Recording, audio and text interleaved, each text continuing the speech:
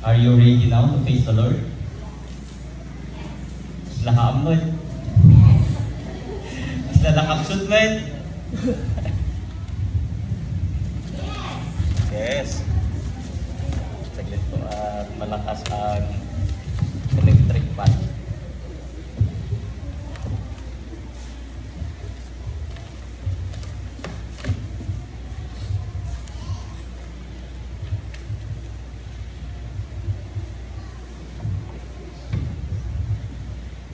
Every Christian ay tinatanong, and every person tinatanong, are you ready now to face Jesus?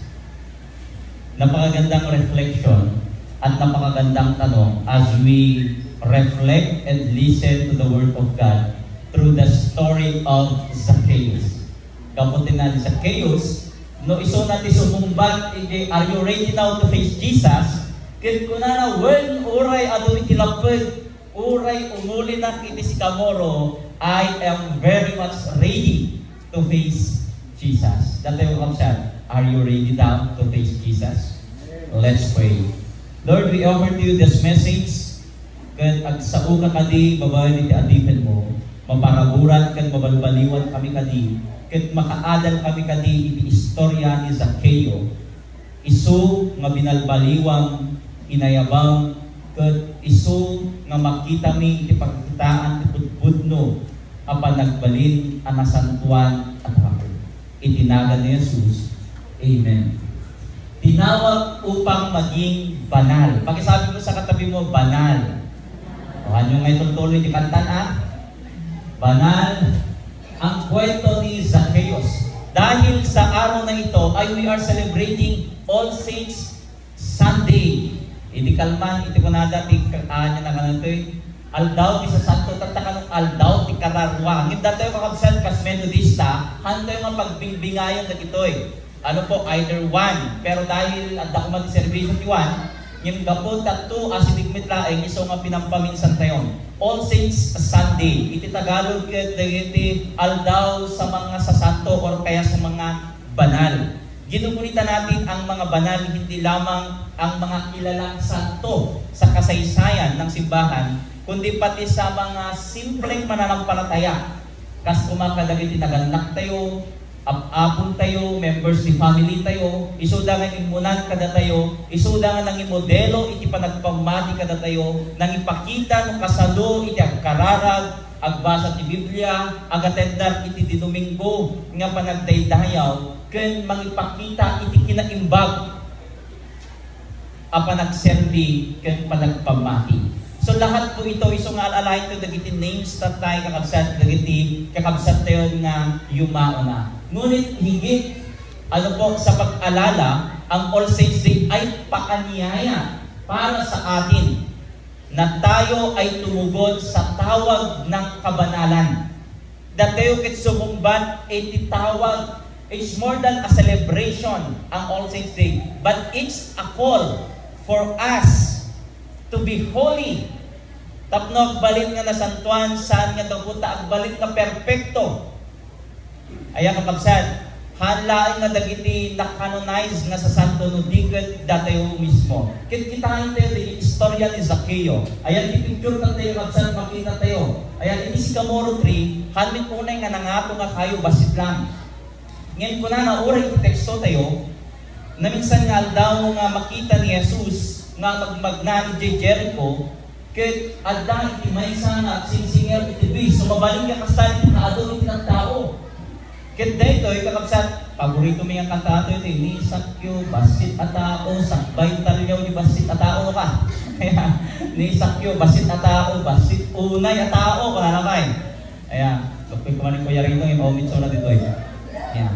Makita tayo kapsan, nga kaputa, basit isuna, ado iti tattao, panunutin nyo lang mo sa pulin tayo suna, at dadagiti pa pastor na kanayon ng kankansyawan jayan mino ka eh.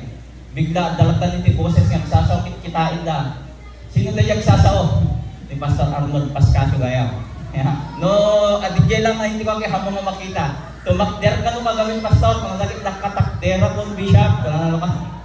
So basit ko na hindi mo makikita. The physical appearance ay hindi makita iti presensya na. Iso nga dito yung Zaccheo nga managsingir iti buwis. Ano talaga babasit ti managsingir iti buwis? Managsingir iti buwis ket nangaramid iti diskarte. Ano po? Umakyat siya sa puno ng sikamoro at tinignan itong si Jesus na dadaan doon sa kanya. Mga kapatid, despite of the hindrances, despite doon sa physical appearance niya, despite sa mga kinaado iti tao, handa nga kinuna, bayam daytan nga Jesus.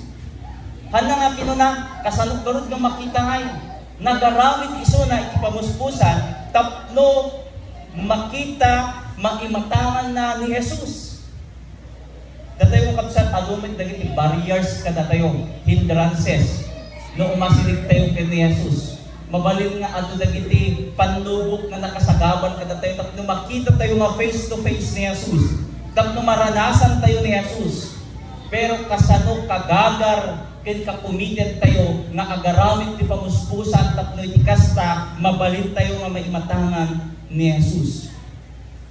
Sa kabila ng kanyang kasalanan at katayuan, may isang bagay na kakaiba kay Zaccheo. Yung willingness niya to meet this Jesus.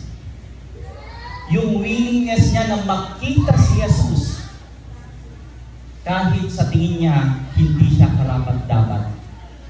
Kahit sa tingin niya siya ay makasalanan. Datayo kapagsan mabalin niya kung na tayo managbaso tayo. Ang tax collector po noon hindi dahil sa makasalanan sila. Ano po? Pero majority naman talaga makasalanan. Kasi di pa nagkita tayo ng iti flood control.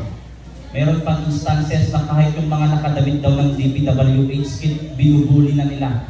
Pero hindi naman sila yung may ka-aramid. So ganun din yung panahon ni Zaccheo. Dahil sa passion nila, makikita natin na siguro hindi naman ito ganun kasama. But because of his profession, ay ang kakabsat, kung makita tayo nga adda iti gagar na nga mang-meet kini Jesus. Despite iti makita na nga hindi worthy katulad natin na makasalanan, ay meron siyang passion and commitment to meet Jesus. Kit iti nakita ni Jesus isuna, kit kuna na, Zaccheo, bumaba ka agad, bumaba ka dita, tama panak di balayo, sapagkat kailangan kong tumuloy sa bahay mo ngayon. Kita mo yung tikunan natin kayo yung kapsat na tao. Ang pwede yung mga Jesus na magpulpulapul, nakikisama siya sa mga makasalanan, manakbasol.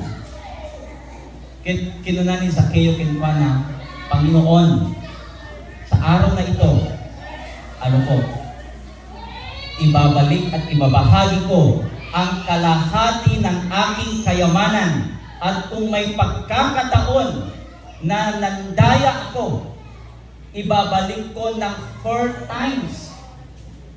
4 times na ibabalik ko sa dinaya ko. Sa tingin nyo, nandaya talaga si Zaccheo? At dapat nga mabati ng kayamanan na pag ito yung nangyari. Makikita natin that after meeting Jesus, there is a transformation sa kanyang buhay that makes him a living saint. Si bibiyag nga santo. Kaya dito kapag sa hindi makita tayo, yung pagbabago tungo sa kabanalan, first point. Ang pagbabagong banal ay bunga ng pagkatagpo ni Jesus sa atin at pagtanggap natin kay Jesus. Ang kabanalan ay hindi sa pagtungkol sa pagiging perfecto, kundi sa pagtugon sa tawag ni Kristo. Hindi mo kailangan ay nasantuan ka, apay managkimong ka, nasantuan ka, managbasa ka. Iti Biblia, nasantuan ka, awan iti ang aramidin nga dakis. Pero ang kabanalan is how we obey Jesus. It's not how we do things perfectly. Si Zaccheo ay hindi banal nang una siyang nakita ni Jesus. Ngunit nang makilala siya ni Jesus, nagbago ang lahat at ang sabi niya, ibibigay ko sa mga dukha. Kung nagsayatin niya, ibibigay ko sa mga dukha. No, dagiti billion, hundreds of billions na tangang kwarta iti flood control kit maitit ka dagiti marigrigat. Maitit kadatayo nga marigrigat. Kit mabalin siguro nga pakinabangan ken mausar iti mas napipintas. Hindi lang siya naniwala kay Jesus, kundi nagtiwala siya that even half ng kanyang kaharian, ng kanyang kayamanan, at 4 times na maaari niyang ibalik sa mga pagkakataon na may ninakaw siya. Nagtiwala siya na hindi siya mawawalan sapagkat yung natagpuan niya si Jesus ay mas mahalaga kaysa sa anuman na meron sa kanya. Nakita at naramdaman niya yung totoong kaligayahan nung nasumpungan niya si Jesus. Hindi niya naman sinasabi na hindi niya na kailangan yung pera. Antayo ibaga nga bawal iti agbalin na nabaknang, bawal maghangad. Sino may itima, di ba? Kaya't na nga bumaknang, di ba maamin tayo? Pero alam niya that life is not about the wealth, but it's about the relationship of Jesus Christ. More than anything else, mas mahalaga sa kanya yung natagpuan niyang yaman kay Jesus. Sapagkat alam niya na yung relationship niya kay Jesus ang magdadala sa kanya sa walang hanggang buhay at hindi ang anumang yaman na meron siya. Ito ang tunay na bunga ng kabanalan. At after niyang ma-encounter si Jesus, nagkaroon ng pagbabago sa perspektibo ng kanyang puso at sa kanyang gawa. Second, paanyaya tungo sa kabanalan. Kung ating isipin, lahat ng mga banal na ating ginuwinita na kagaya rin ni Zaccheo, mga taong dating makasalanan. Ngunit tinawag at tinanggap at binago ng Diyos. Minsan, tayo tibaso tayo, tayo pinagtampo ni Jesus. Pero sabi sa isang post, every saint has a past.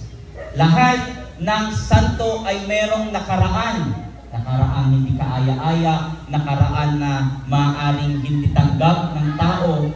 But every sinner, lahat ng makasalanan, ay mayroong magandang kinabukasan na naghihintay. At ito yung nagpapabanal sa kanila. Kung paano sila binago, tinawag, at paano sila tinanggap ng Diyos. Ang kabanalan ay hindi isang karangalan, kundi paanyaya para sa lahat. Tayo man ay tinatawag ni Jesus ngayon, mga kapatid. Maaaring sinasabi niya sa atin, bumaba ka dyan.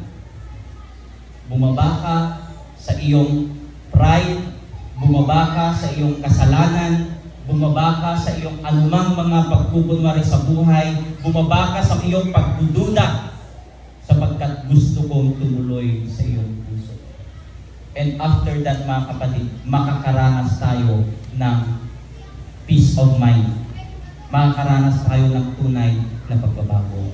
Ang panawagan ngayong araw ng mga banal.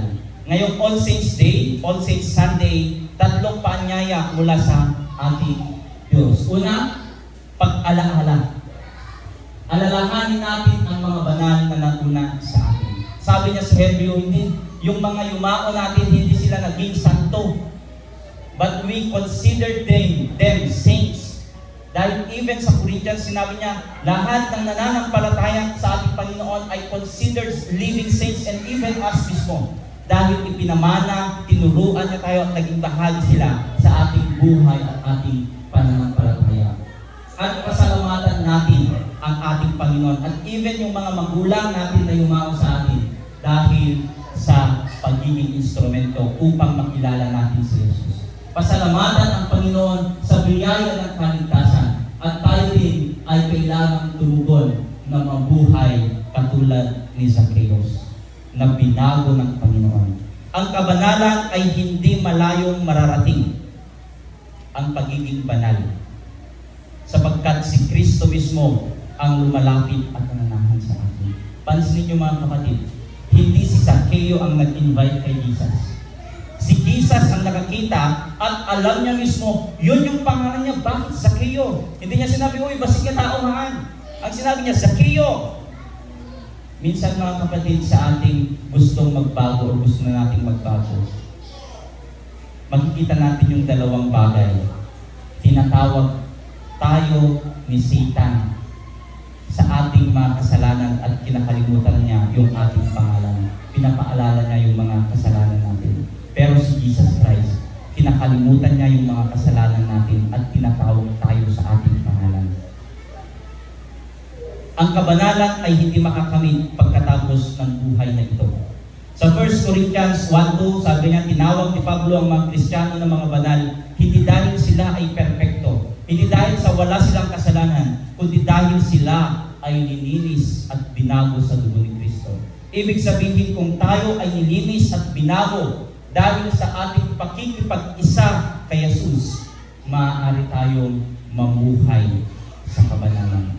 Mga kapatid, sa ating paggunita ng All Saints Day, naway maalala natin ang mga yumao sa atin.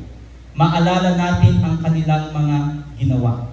Maalala natin kung paano sila naging bahagi ng ating buhay at ng ating mananampalataya. Maalala natin kung paano nagbunga yung ating pagtanggap kay Jesus. Si Zacchaeus ay naging banal dahil hinanap siya ng Diyos. Sabi niya sa last na talata natin, naparito ang anak ng tao upang hanapin at iligtas ang nawawala. And on this day, sabi ni Jesus Christ, ang kaligtasan ay pumarito sa tahanan ito. Can we also declare that? Sa pagkakataon ito, ang kaligtasan at ang kabanalan ay pumanhik at tumahan sa puso ng bawat isa sa atin. Sa iglesia ito at sa community na ating ginagalawan. Mga kapatid, ang pagiging banal ay matatagpuan lamang ang tunay na kabanalan sa presensya ng ating Panginoong Jesus. Sa pangalan ni Jesus, Amen.